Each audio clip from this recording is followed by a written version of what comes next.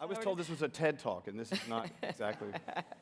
Welcome, and thank you for coming. I think radio, I don't even want to call it radio anymore, but it still is in many places. It's the perfect intersection of astronaut and caveman. It is. No, it's amazing. I mean, the thing I spend most of my life actually talking to all of you in the ad world about the little-known fact that radio, iHeartRadio, reaches 270 million Americans every month. So radio in America is bigger than Facebook, bigger than Google, bigger than all the digital sites. And I mean, Elvis alone, how many people did you reach this morning? 7. 10 million listeners, right? Give or take a couple of 100,000. Yeah, some more sleep. But you know what? I started doing the morning show here in New York at Z100 21 years ago, and we've tripled our New York numbers since then. And now we're across the country with 80 terrestrial radio stations on digital and on XM Sirius as well. And so, yeah, we're pulling in tens of millions. And the weird question is, what? Why?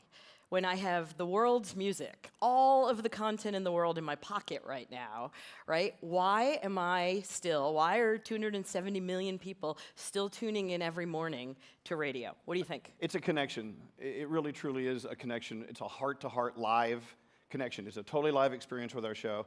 And you've got to keep in mind, a lot of our listeners in the morning are in traffic. They're stuck at the same intersection at the same time every day because of morning routine, and we're there for them. A lot of people are lonely. We have this problem of loneliness in our world, and we fill that void while everyone is either leaving a really shitty situation at home on the way to a crappy boss, or even if they're in a great space in life, we're there for them every day. And it's very unusual in this day and age to find a connection like we still provide. It's like when you listen to a morning show, like Elvis' show in the morning, it's live, it's messy, it's human, people talk over each other, right? But it's people catching you up on what's going on, and you get to actually be part of this very human, unscripted, real, authentic, all of the buzzwords of the moment, conversation. We're taking a very primitive technology, and we're just expanding it as fast as we can. Look, like I said, I live my life at this intersection of caveman and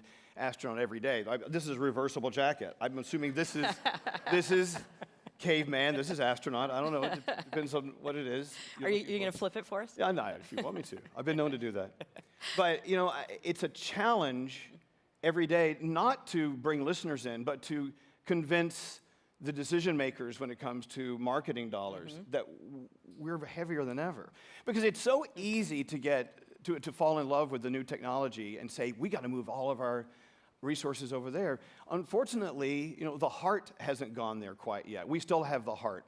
And we're also moving from terrestrial radio to digital as we speak. We're siphoning them out of these radios that they tune in to the digital space. Yeah, no, it's one of the other stats that blows my mind is last year in America, the best-selling electronics item, headphones, right? Think about that. Like, there's something happening with sound in this, like, crazy visual world we live in. There's something about, podcasts. Think about how hot podcasts are right now.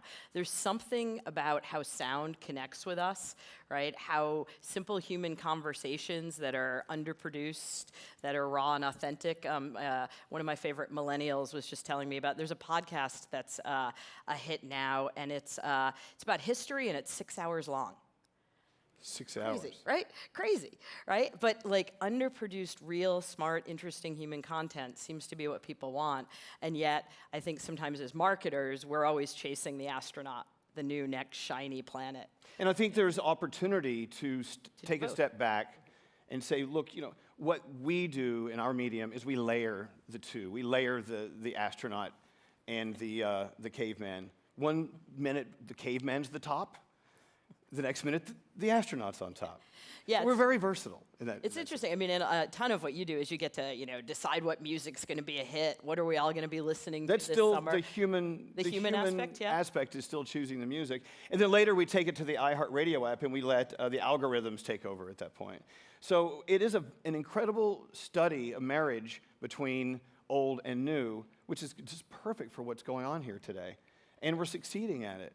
And also, things have changed, though, as far as our marketing partners go. It used to be our success stories with marketing partners were the ones that we went out and pitched. We said, hey, let us do this for you. Now we're finding the most successful marketing partners are those who find us. For instance, we stayed at Unico, this brand new resort on Riviera Maya in Mexico over the past weekend. Took a bunch of listeners there. Rough job. In this beautiful place. In every room was this Sunbeam clothing steamer. They said rather than putting typical irons in the rooms, let's put these Sunbeam water steamers in every room. We fell in love with this product. We went on the air and talked about it, and Amazon sold out within an hour. You can't find one anymore. And so Only we got paid for that. That'd have been awesome. We didn't get a penny for that, but it was something that we were live and passionate about, and people could hear us. We weren't bullshitting them. We were in love with a friggin' steamer, but it changed our day. I went out recently and bought a Mini Cooper. It's the most fun car I've had in my 52 years of existence. I went on the air without receiving one dime from Mini Cooper or BMW and just gushed about how much fun of an experience this is. And I think, hopefully, we're going to get them on board. But this backwards marketing is what it's about. We say that all the time, right? Like, to you guys, it's like the best brief, like one of the best briefs I've ever seen from marketer. It was from Hulu.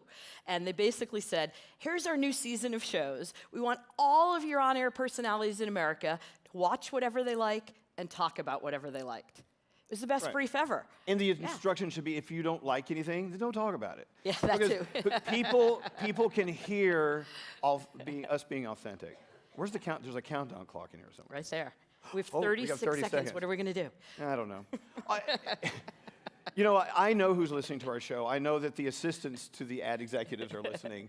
And ad executives are either too drunk or too busy putting out fires to give us a look. But there are those who totally get it, and we're winning for them. So I think it's a great study in old versus new, in astronaut versus caveman. A little bit of what both. we do actually is, it's a case study in that. It's a great really thing is, to take a look at. Human and we thank you for your conversation. time today. Yeah. Cool. Thank you, guys. Yeah. Awesome. Right.